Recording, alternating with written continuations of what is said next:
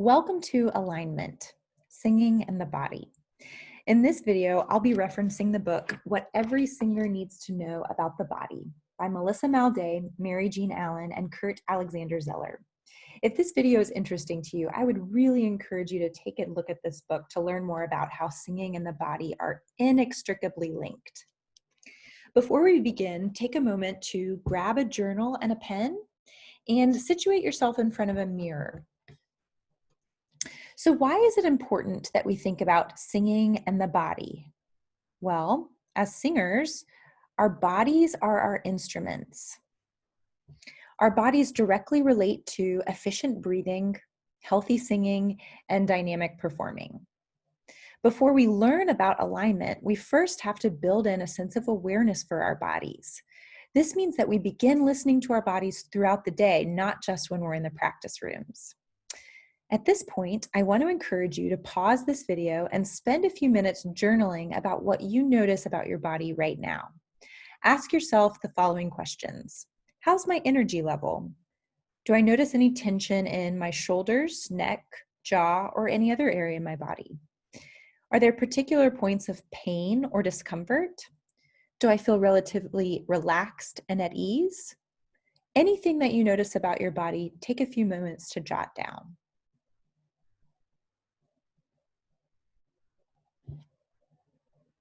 I want to encourage you to include this practice into part of your everyday life. It will help your singing tremendously. Before we move on, I want to address some differences in terminology. A lot of the times we'll discuss singing and posture. According to What Every Singer Needs to Know About the Body, posture means stasis or standing perfectly still. Singing, however, requires movement, so the word posture can be antithetical to excellent singing. So posture usually has the following connotations. We can think of it as fixed, stiff, rigid, or placed. I like to use the term alignment. This implies buoyancy, balance, elasticity, and flexibility. So we'll use the term alignment for how our bodies will be in the singing process.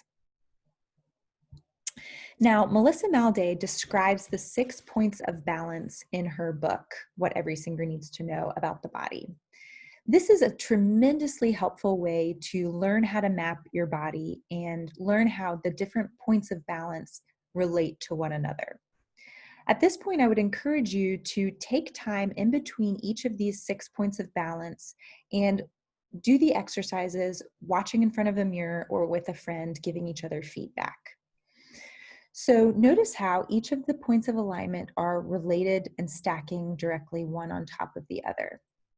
So we'll start with the AO joint, the arm structure, the thorax in relationship to the lumbar spine, the hip joints, the knee joints, and the ankle joints.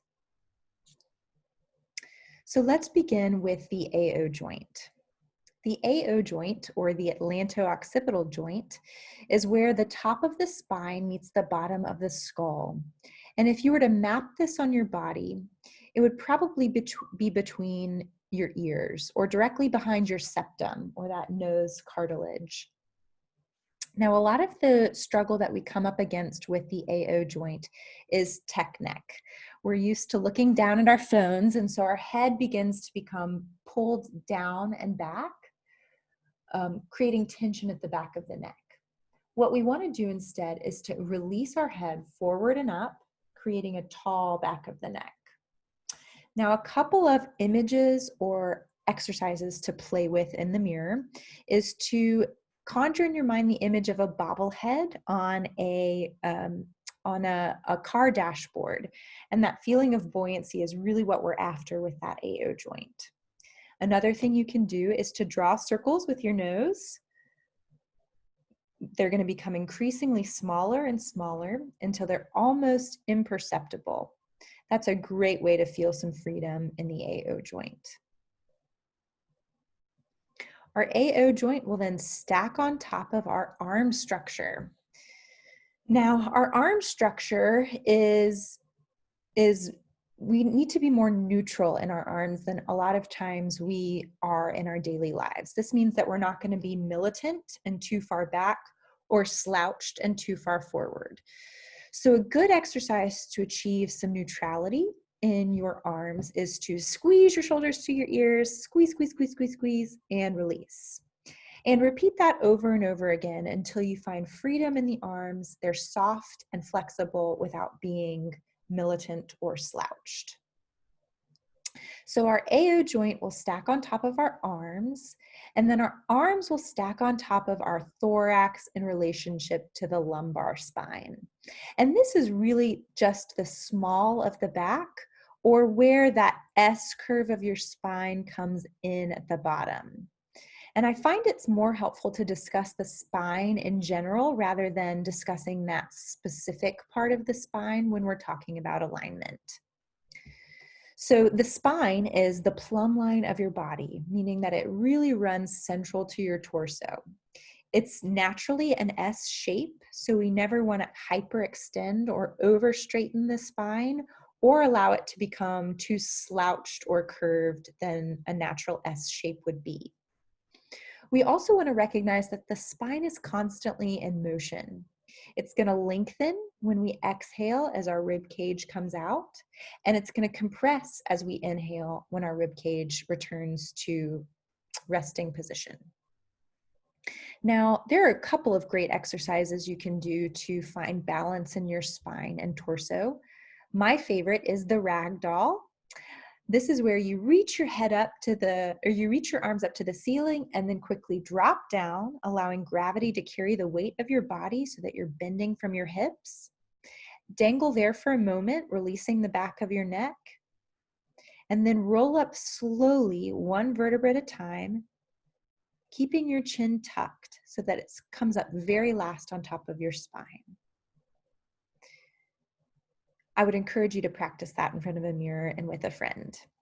You can also achieve a lined up spine and torso by taking 3 large steps backwards or rocking from side to side and front to back.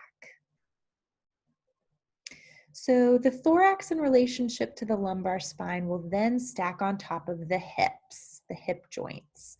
So the hips will dangle from the spine. You almost want to imagine that your pelvis or hips are a bowl for your torso. So we don't want to tilt the bowl too far forward or too far back. Instead, we want the bowl to be balanced underneath our torso. I would encourage you to experiment with this by employing the extremes. So tucking your hips forward and protruding your hips back over and over again in quick succession until you find balance. Our hips will then stack on top of our knees. So look at this lovely line that we're building. So our knees are right here, and our knees aren't locked, right? But they're not balanced. But they're not bent. They're balanced. So we really want our knees to be balanced. And just a word here, if you're finding that you're consistently locking or bending your knees, take a look at your spine alignment and your AO joint alignment. If there's something misaligned there, it'll show up oftentimes in your knees and your ankle joints as well.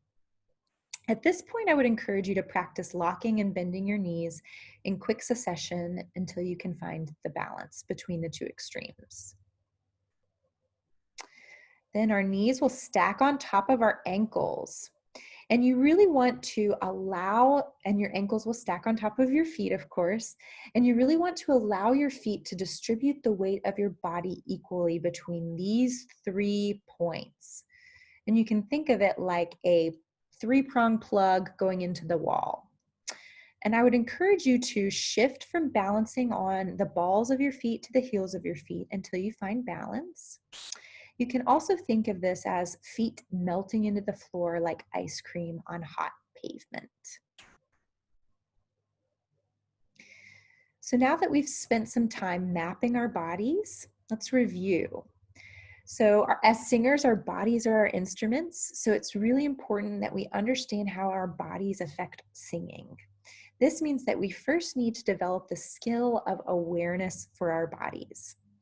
We can then define the difference between posture and alignment and map our bodies using the 6 points of alignment, or 6 points of balance, excuse me, detailed in what every singer needs to know about the body.